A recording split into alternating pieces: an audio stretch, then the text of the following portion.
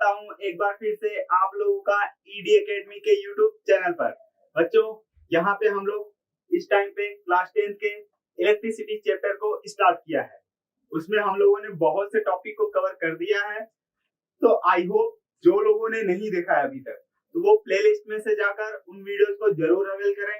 बाकी आज का जो हमारा टॉपिक होने वाला है बच्चों, पावर रेटिंग, ये काफी इंपॉर्टेंट है। इस पे न्यूमेरिकल आते हैं, मीन्स आपके बोर्ड में भी आते हैं और आपके कॉम्पिटेटिव एग्जाम में भी बहुत क्वेश्चन इससे आते हैं, तो बहुत इंपॉर्टेंट टॉपिक है। और आप लोगों ने इन सब चीजों का घर पे तो नाम सुना ही होगा, ठीक है। Power rating, sir power rating क्या होता है? तो बच्चों, आप जब भी कोई बल्ब खरीदते हो या कोई फैन खरीदते हो या कोई भी इलेक्ट्रिकल डिवाइस खरीदते हो, तो उसमें कुछ चीजें मेंशन की होती हैं जो कंपनी द्वारा या मैन्युफैक्चरर द्वारा पहले से ही बताया गया रहता है। क्या क्या सर? दो चीजें आप देखे होंगे, वहां पे दो चीजें मेंशन किया होगा। एक तो आपका बल्ब की अगर बात कर ले तो वहां पे लिखा होता है कि बल्ब कितने वॉट का होता है ना। बल्ब कितने वॉट का होता है मतलब पावर। फिर उसके बाद की होती है कि उसका वोल्टेज कितना है, मीन्स उसके क्रॉस वोल्टेज कितना देना है आपको, 220 वोल्ट। तो दो चीजें आपको मेंशन किया ही रहता है। क्या क्या मैंने बोला? 220 वोल्ट और 100 वॉट। तो ये आपका बच्चों हो गया वोल्टेज और ये हो गया आपका पावर, है ना। और ये आपका पहले से ही रेटिंग दिया रहता है, तो इसी को हम लोग बोलते हैं पावर रेटिंग या पावर वोल्टेज रेटिंग, है ना। अब यहाँ पे बात कर लेते हैं सर, ये वोल्टेज का तो मतलब समझ में आ रहा है कि जो आपका वायर रहेगा उसमें दो वायर अपन का आता है घर में। एक होता है लाइव वायर जो कि 220 वोल्ट पे होता है और दूसरा होता है न्यूट्रल वायर जो कि 0 वोल्ट पे होता है। तो पोटेंशियल डिफरेंस कितना रहता है दोनों वायर के बीच में? 220 वोल्ट। सर ये 100 वोल्ट का क्या मतलब है? तो मैंने बता रखा बच्चों, पावर का क्या होता है? Rate at which electrical energy is consume, है ना। तो कोई भी डिवाइस किस रेट से इलेक्ट्रिकल एनर्जी को कंज्यूम करता है वही तो उसका पावर होता है। तो यहाँ पे ये बोल रहा है कि 100 जूल जो है एक सेकेंड में ये जो है डिवाइस ले रहा है। 100 जूल का एनर्जी एक सेकेंड में ये डिसिपेट या कंज्यूम कर रहा है, इसीलिए इसका पावर क्या बोला जा रहा है? 100 वॉट। तो अब बच्चों, क्या ये हमेशा जो है 100 वॉट लेगा? अगर कोई 100 वॉट का बल्ब है तो वो हर टाइम पे जो है 100 मीन्स जूल पर सेकेंड एनर्जी लेगा? नहीं।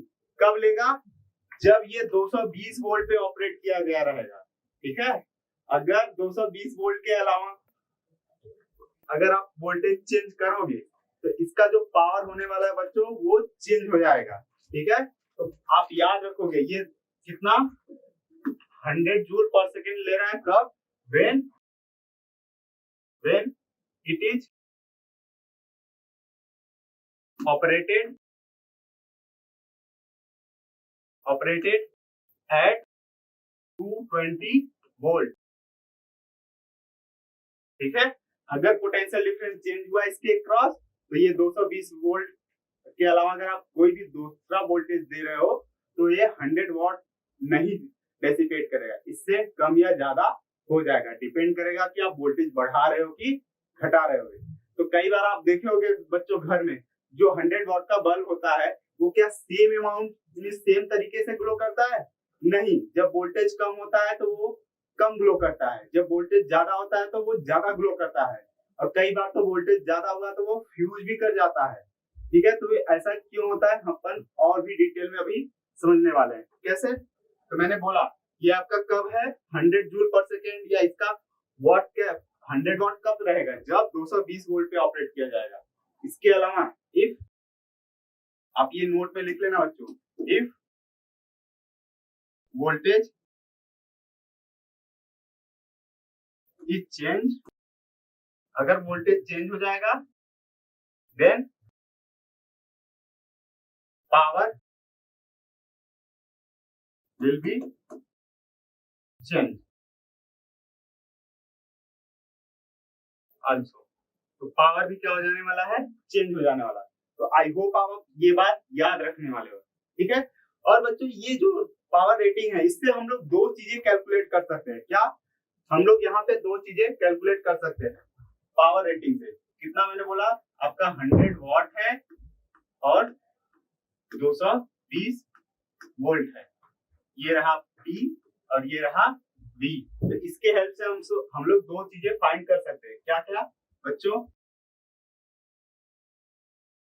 पहला अपन फाइंड कर सकते हैं रेजिस्टेंस ऑफ द डिवाइस। क्या? Resistance of the device. यहाँ पे हम लोग फाइंड टू थिंग्स। अब क्या टू क्वांटिटीज को फाइंड कर सकते हो किसके हेल्प से? इस पावर रेटिंग के हेल्प से। पहला रेजिस्टेंस ऑफ द डिवाइस, जो बल्ब है या जो भी डिवाइस है उसका आप रेजिस्टेंस बता सकते हो। कैसे सर?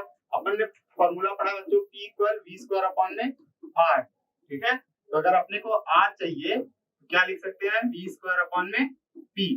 तो मैं इसका कैलकुलेट भी कर दूं इसी हाथों हाथ। क्या? तो आपको अगर इस बल्ब का रेजिस्टेंस चाहिए तो कितना है? 220 वोल्ट है ना, तो 220 गुणे 220 हो गया। V स्क्वायर है बच्चों, तो इसलिए 220 गुणे 220 और अपान में पावर, पावर मतलब कि 100 वाट। तो ये जीरो दोनों कट गया। कितना आ गया बच्चों? रेजिस्टेंस इसका आ गया 22 मल्टीप्लाई बाई 22, ये आ गया 484। ठीक है, 484 ओम। तो आपको इस बल्ब का रेजिस्टेंस कोई पूछेगा आपसे, तो आप बता सकते हो कि इस बल्ब का रेजिस्टेंस क्या है बच्चों? 484 ओम या 484 ओम। और ये बच्चों never change, it never changes. यही बच्चों वो क्वांटिटी है जो कि चेंज नहीं होती है।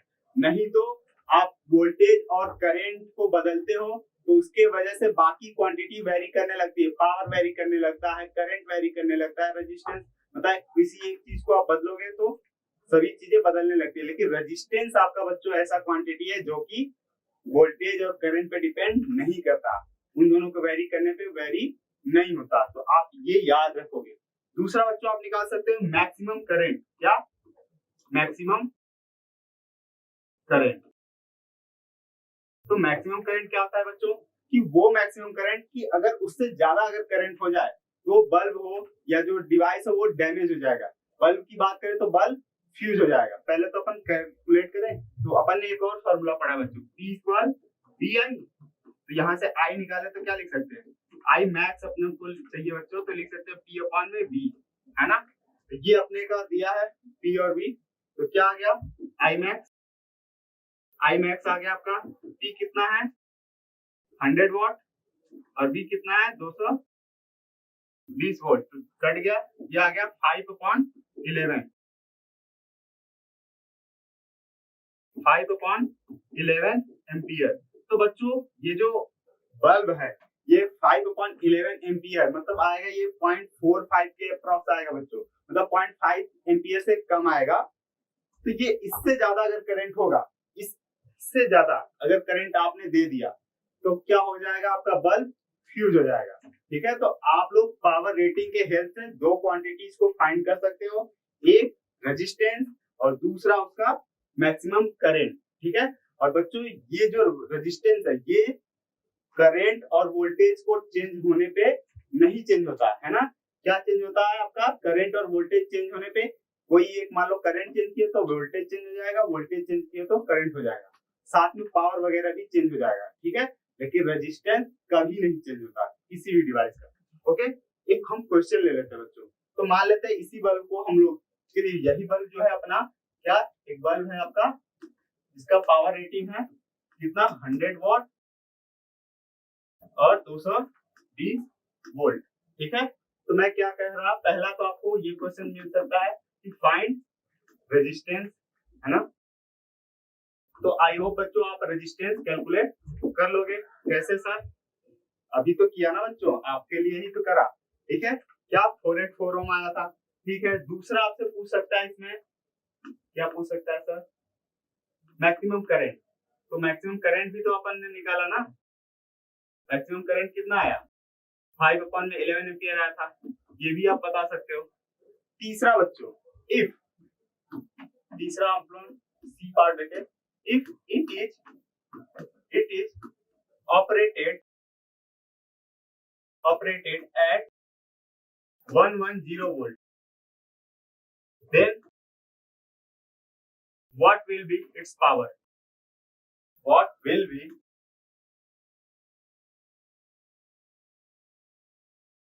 क्या पूछा मैंने? What will be new power loss across E? है ना कि इस बल्ब के क्रॉस फिर नया पावर कितना लॉस होगा। तो दो चीजें तो आप निकाल लोगे बच्चों।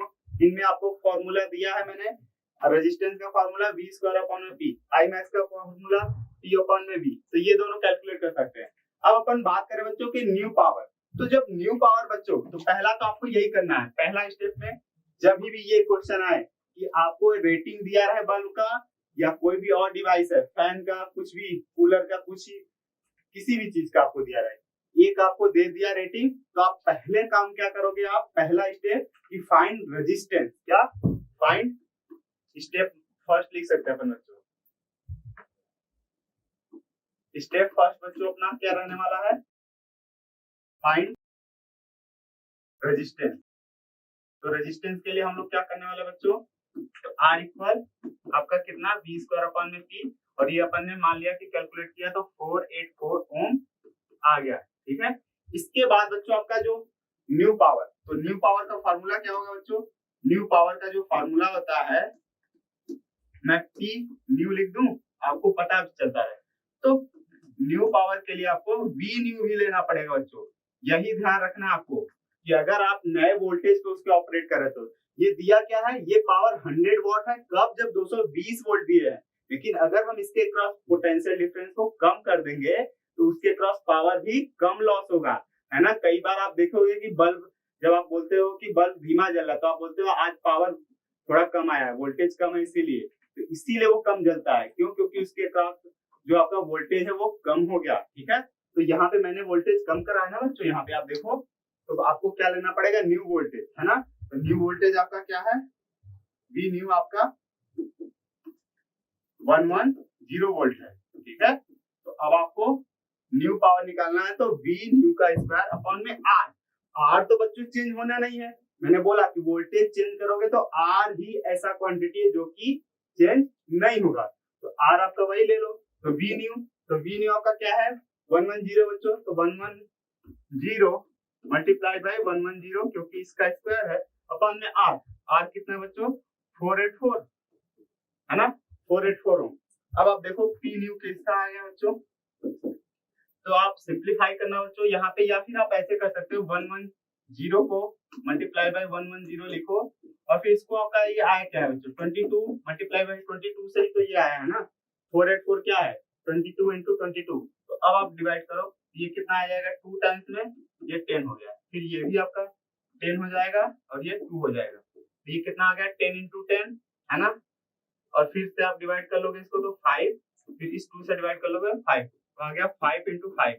तो अब आपका P न्यू कितना है बच्चों, न्यू पावर आप सिंप्लीफाई करना, 5 into 5 दैट इज 25 वॉट, या केवल आप बोल सकते हो 25 W लिख सकते हो, ठीक है। तो आई होप आपको ये चीजें समझ में आ गई होंगी। तो होमवर्क में ये है बच्चों कि आपके पास एक फैन है ना, जिसका रेटिंग है 100 वॉट और ये 220 वोल्ट है ना। अगर आप इसको क्या करो 100 वोल्ट पे अगर इसको आप ऑपरेट करो, तो उसका रेजिस्टेंस आपको बताना है, पहला तो क्या रेजिस्टेंस बताना है, दूसरा आपको बताना है कि P न्यू नया पावर लॉस है, इसको बताना है। आई होप आप इन दोनों क्वेश्चन को बच्चों सॉल्व करके मुझे कमेंट बॉक्स में जरूर बताओगे, ठीक है। बाकी आज का वीडियो आपको जरूर पसंद आया होगा, क्योंकि ये जो है बच्चों बहुत इंपॉर्टेंट होने वाला है, तो आप इसे अपने दोस्तों के साथ भी जरूर शेयर करो, ठीक है बच्चों। मिलते हैं आपसे नेक्स्ट वीडियो में, तब तक के लिए thank you so much and keep learning with ED Academy।